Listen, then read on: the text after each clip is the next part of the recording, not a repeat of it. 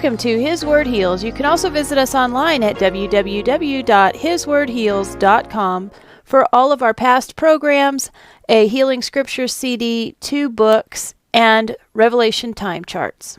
Today I'm going to read you a letter to a Montana newspaper editor, and then you can do your own research and talk to your doctors and see what you might need to do in order to help combat COVID-19 and stay healthy overall this winter. Dear editor, we've been told that the best way to combat COVID-19 is to stay home and, if we do have to go out, then mask up and social distance. Is this really the best or only way to fight COVID while we wait for a vaccine to quote-unquote protect us? Actually, no. In reality, the best thing we can do to help prevent COVID and every other disease is to build our own God-given immune systems with healthy food, fresh air, exercise, and sunshine. Staying indoors and covering every inch of our bodies, including our faces when we do venture outside, can in fact be counterproductive to our physical well-being. It is a scientific fact that higher blood oxygen levels increase our overall health and our body's ability to function and heal properly.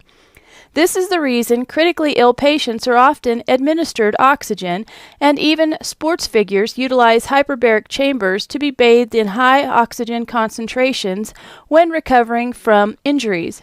Breathing stale indoor air and, according to many doctors and common sense, rebreathing our own exhaled carbon dioxide can reduce our blood oxygen levels and cause a multitude of ailments over the long term.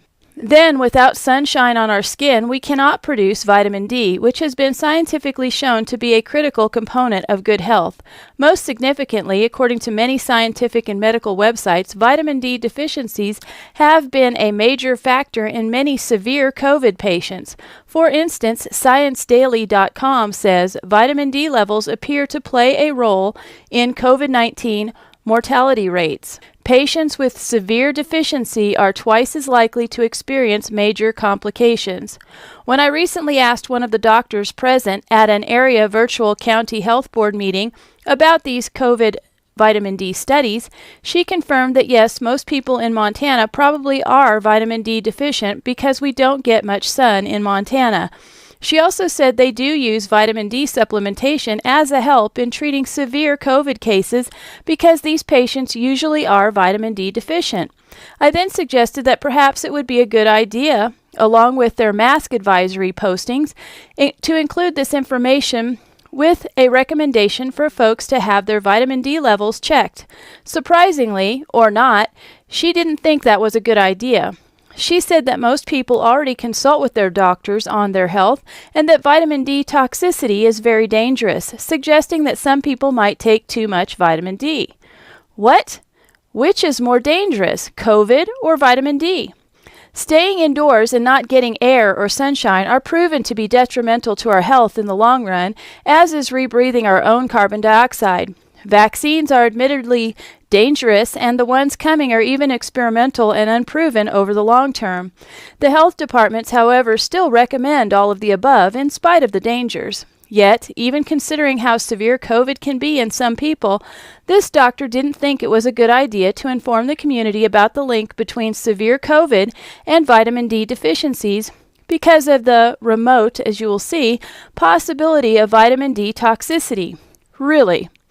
I looked up vitamin D toxicity on scientific and health websites, and this is what livescience.com has to say about it in an article from May in 2015, entitled, "Can Too Much Vitamin D Be Toxic?"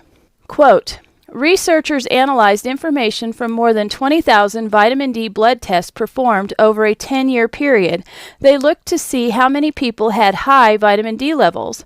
The researchers also found that the proportion of people with high vitamin D levels increased considerably during the study period, from 9 per 100,000 people in 2002 to 233 per 100,000 people in 2011. This spike is likely due to an increase in people taking vitamin D supplements. Despite this increase, the people in the study rarely experienced hypercalcemia, which is vitamin D toxicity, or high blood calcium levels that can occur as a result of high vitamin D levels. In fact, there was no link between people's vitamin D levels and their blood calcium levels.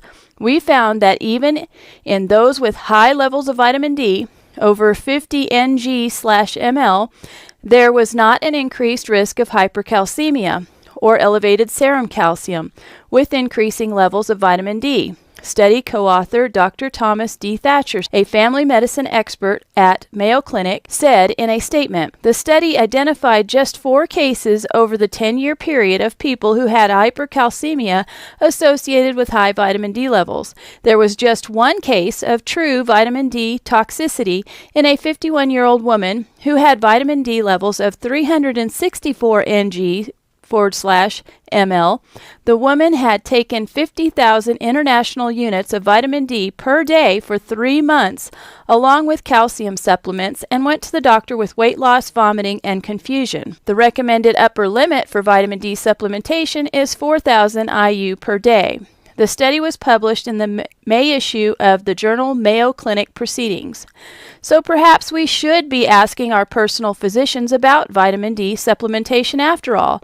Sounds a lot less deadly than severe COVID and much safer than a brand new mRNA, messenger RNA, which delivers information to your DNA vaccine that has been fast-tracked. Before supplementing with vitamin D or any other vitamin or medication, you should certainly do your research and or ask your doctor.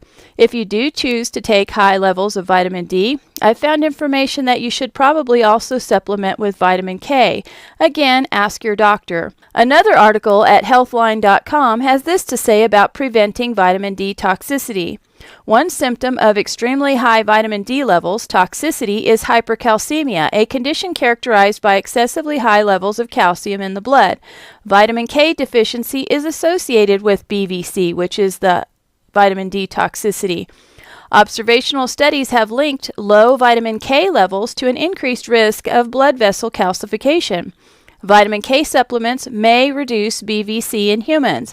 Put simply, vitamin D toxicity may cause blood vessel calcification, while vitamin K may help prevent this from happening.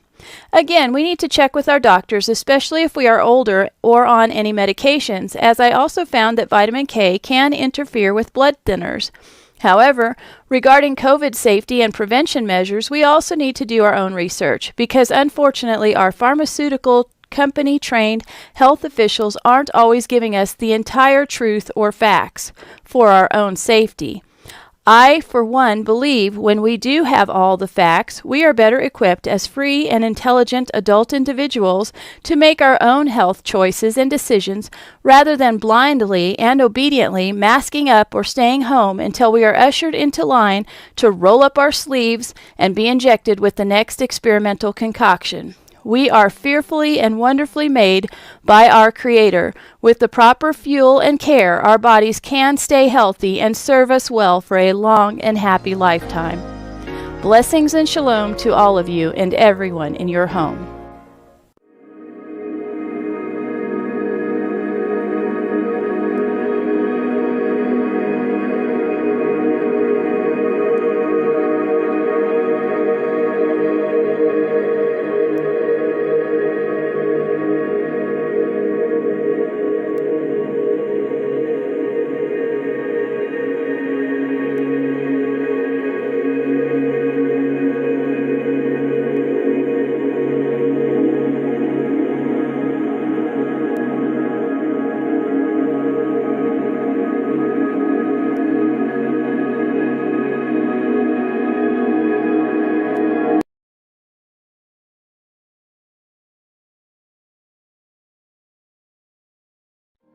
We are richly blessed to bring you what we believe is the fullest, most diverse, yet up-to-date progressive teachings, discussion, and prayer programming you can find anywhere on this planet.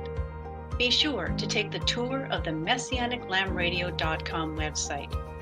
I'm Susan Hoogie, thanking you for joining us on the Messianic Lamb Video Network.